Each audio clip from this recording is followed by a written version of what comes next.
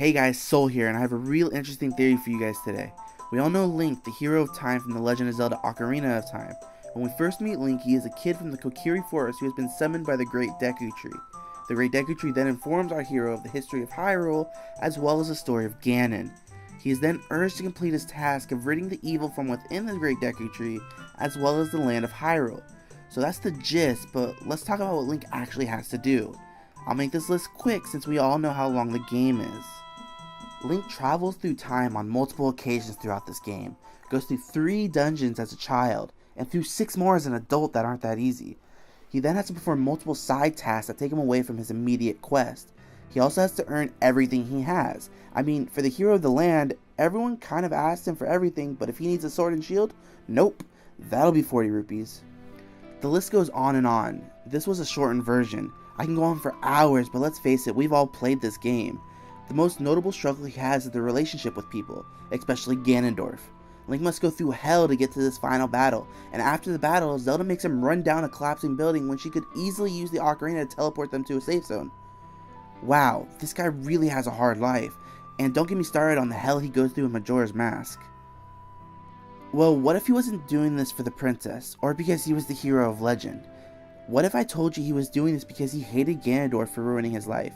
I mean, Link had a very laid-back, comfortable life that was spent in the forest with only one problem. Mida was being a jerk. So Link had every reason to hate Ganondorf for covering the land in evil. While you are Child Link in the Spirit Temple, you can talk to Nabooru, and the choices you get to make to something she asks is, "What if I am?" and "I hate Ganondorf." I mean, did you not see the beginning of this theory? I gave Link a million reasons to hate Ganondorf. You probably didn't see it. No, it's cool. I'll wait. You go rewind the video and check it out.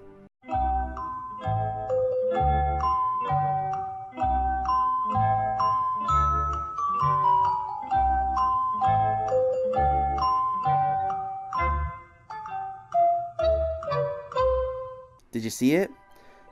Okay, going more into the topic that blows my freaking mind is the fact that you have to pick this option. Yeah, that's right. In the game, Link must pick this option. Now, why would Nintendo decide to give our silent hero an option that finally voices his opinion in such a dark way?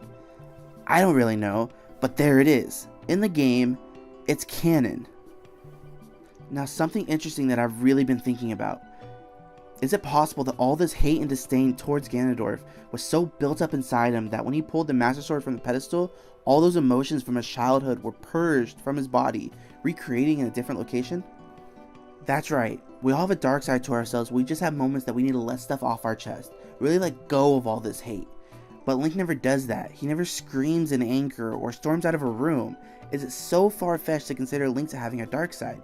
And maybe a dark side that wants to violently destroy us piece by piece in the hardest freaking dungeon in Zelda history. This theory holds up in my mind. It's very possible for Link to mentally break after all the crap he goes through. What concerns me the most is he never does. Nintendo has this thing for making strong characters, but in most other Nintendo games, our hero is made to have emotions, to really connect with the audience. Link doesn't really have that. There's no huge script for Link in any Zelda game, and so maybe this is Nintendo's way of finally showing us that this is really taking a toll on him. Maybe he just needs to take some time for himself and be at peace. Last thing, with Link having so much hate towards Ganondorf, would this tie into the hero shade canon? Would the hero of time be so committed to taking Ganondorf out to stop the cycle from continuing that he feels his job wasn't done, so he remains in a state of limbo to train Twilight Princess Link to finish Ganondorf off? This is more of a food for thought than a theory, but it would really make sense to tie the games together with the hero of time being in multiple games. That's it for this theory, guys. Give that like button a click, and it would be awesome if you guys subscribed. Leave me some comments down below of what you thought, and share this video with your friends. Thank you all so much for watching. Soul out.